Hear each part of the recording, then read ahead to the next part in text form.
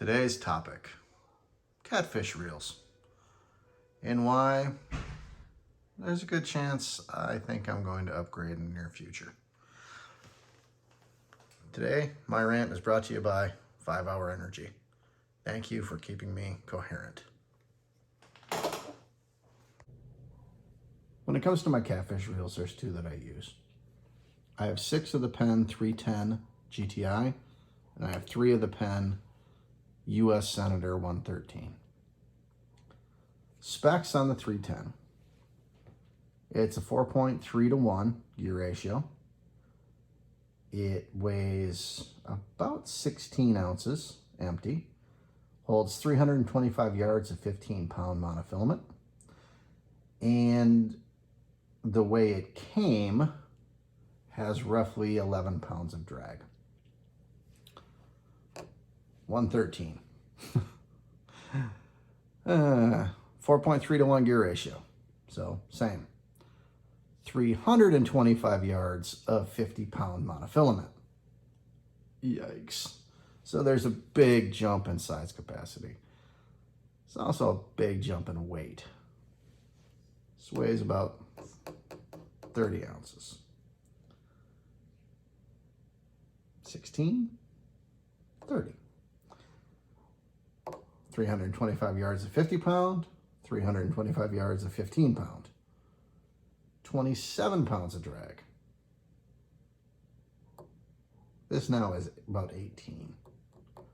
So we're about double on all of the specs between them. Let's start with the 310s. I've had a long-standing relationship with these reels. And when I say long-standing, I mean above 20 years. The 310 is a very old, reliable, dependable friend. And we have caught many, many fish together. What do I love about it? First of all, the Penn clicker. That's a very old, well-used clicker. It's still plenty loud. It's got the Penn sound that I have been conditioned to and that I just wait for.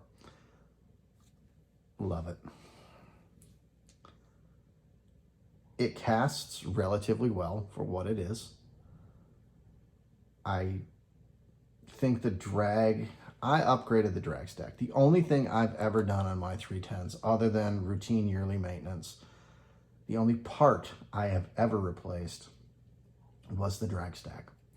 And I did it to the upgraded HT100 drag, which supposedly takes it from about 11 pounds of drag to about 18 pounds of drag. Other than that, I take them apart, I clean them, I oil them, I grease them, I throw them back together. They're pretty much made of Legos. Anybody can do it. Fantastic reels, durable. They do everything pretty well. What do I dislike about it? There's times I found myself wishing for a bit more reel, a bit more drag. And that's not the reel's fault, it's my fault. I went after things that were too big for what this reel is and what it does. This is not a serious, heavy-duty, big, nasty fish reel. It's a medium-duty reel. The drag is very smooth and very predictable, but there's times if you have something gigantic, you want to be able to put the brakes on it a bit more. Do I love the fact it's a level wind? No, I don't. I prefer conventional. The handle, cold, wet hands, it can be a bit of a pain. Other than that, I'm good with all of it. So why would I be looking to potentially upgrade? Well, my son is getting about to that age where I'm going to start teaching him how to cast and fish with round reels. And I don't want to let go of these because I've had them forever and there's a lot of sentimental value there. So I think these are going to get rotated down to him, and I'm going to start looking for something that fits what I want now a bit better. And I found that I just don't want to pay for it.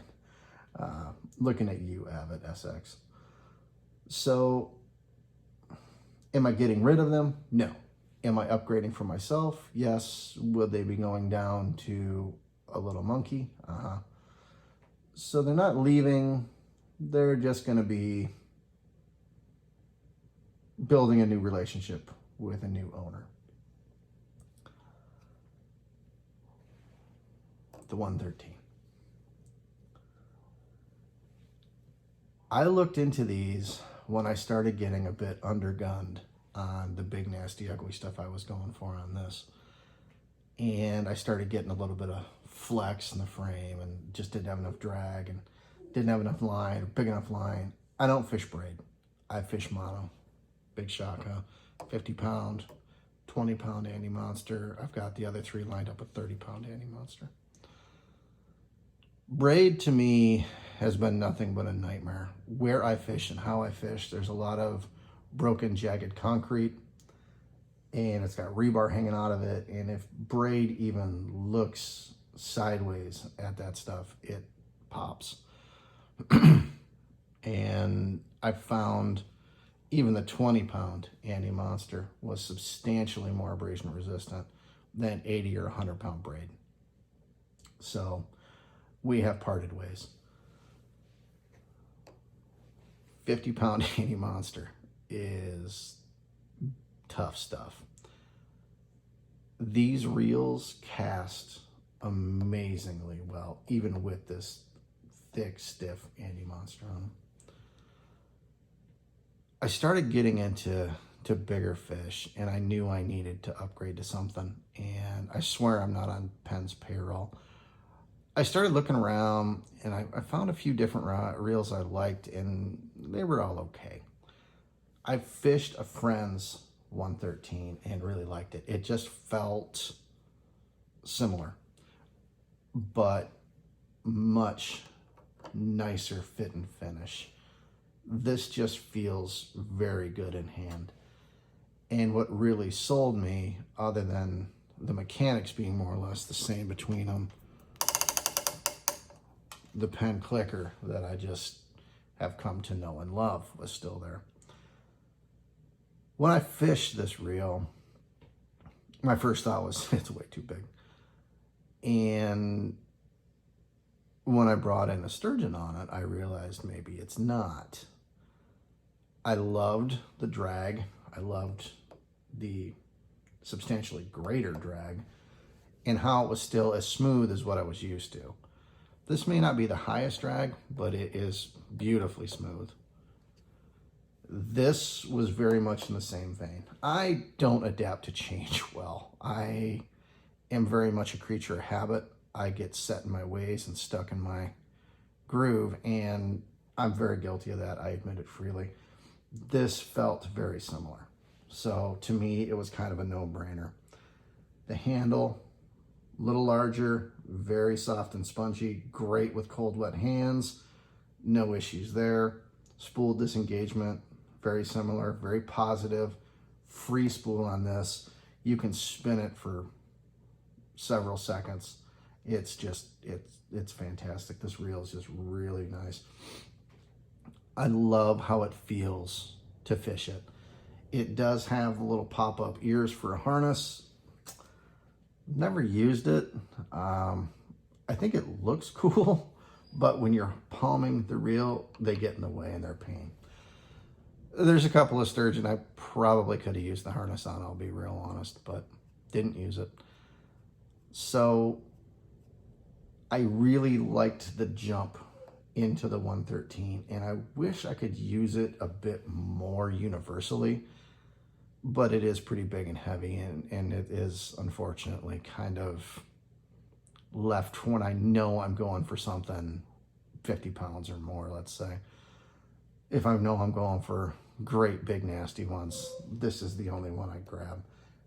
So I've had it in my mind, maybe it's time to start looking for something for this guy. just to kind of give myself a bit more of the feel of how nice this is. And that's when I touched one of the Abbots and went, oh, I wish I wouldn't have done that, because they are amazing. The clicker on an Abbot is a thing of beauty. So these are my two go-to catfish reels for now. This one's not going anywhere. This one isn't necessarily going anywhere. It's just going to be going to a newer generation of owner. It's still going to be there. I'll still probably fish with it because I will probably miss it. But I'm going to get a lot of enjoyment knowing my history with these guys. Now seeing my son get the same kind of attachment to it and the thrill from using them that I had for years and years and years. And truthfully, I have no doubt with just a minimal of maintenance, once a year, these things will probably last him for a considerable amount of time as well. When I service it, I look at the gears. The gears are fine. There's no issues that I've seen on them. There's no wear. They really are just a great little reel, but it's a little outdated at this point for where I'm at and for what I would like. And I think maybe in the near future, there might be something new joining my reel case. So guys, I hope you enjoy the review. Take care of yourselves and each other.